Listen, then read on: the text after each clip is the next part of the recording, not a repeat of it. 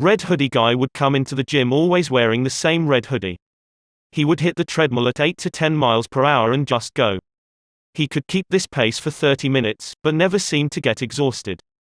Here's where it gets weird. He must have had headphones on under the hoodie because he would air guitar and headbang the entire time.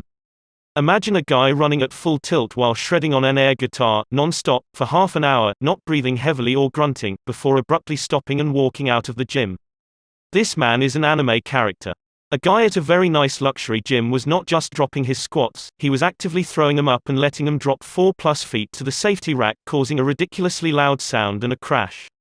When I asked him to stop, he was extremely aggressive and rude and said he had been a member for 10 years. Management ended up kicking him out about 10 minutes later. "Sir, we've only been open 5 years. I remember a guy would spit and lick his hands before lifting weights or using machines and wouldn't clean it afterwards. Then even weirder, he would straight up moan like he was fucking while lifting the heavier weights. It was weird and gross. Right now I don't know what I find more gross. The dude using bars and machines with salivated hands, or him licking his own hands after each machine. I mean, people don't really wipe the handles off after using them, and God knows how often the personnel actually cleans them. I hate to run, but run about a mile a day at a 10 minutes, mile pace before I go and do weights. I hate it so much I wish for a heart attack to take me away at about minute 4. Any case, the treadmills at our gyms have big timers on them that are easy to read. I get on the treadmill one day and see that the guy beside me is running a 5K, a preset on the machine, and has been on for about 4 minutes. But he's going fast, like full-out sprint.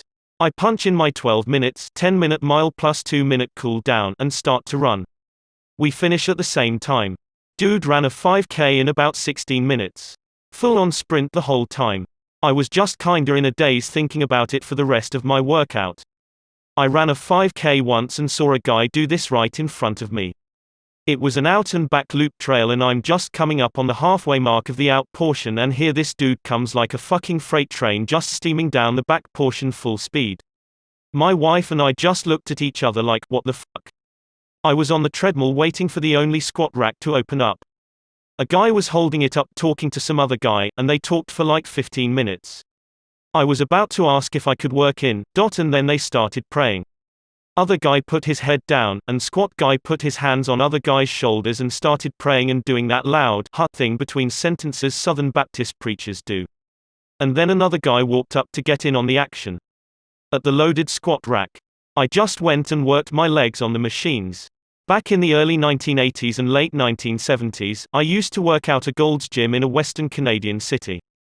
The gym was also the favorite workout spot for professional wrestlers when they were doing a gig in town. The weirdest thing was seeing how dramatically different some of these guys were in real life compared to their wrestling personas.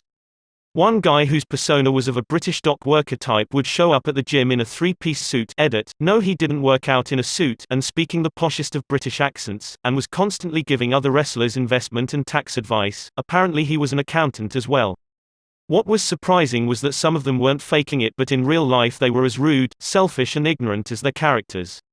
I also remember how sad was seeing how some of the older wrestlers were really suffering from dementia, probably cumulative effects of concussions, and were literally guided through everything by other wrestlers, even simple things like getting dressed. I was impressed by the care some these guys gave to their older colleagues who needed constant attention. However, the most interesting experience was Jesse Ventura.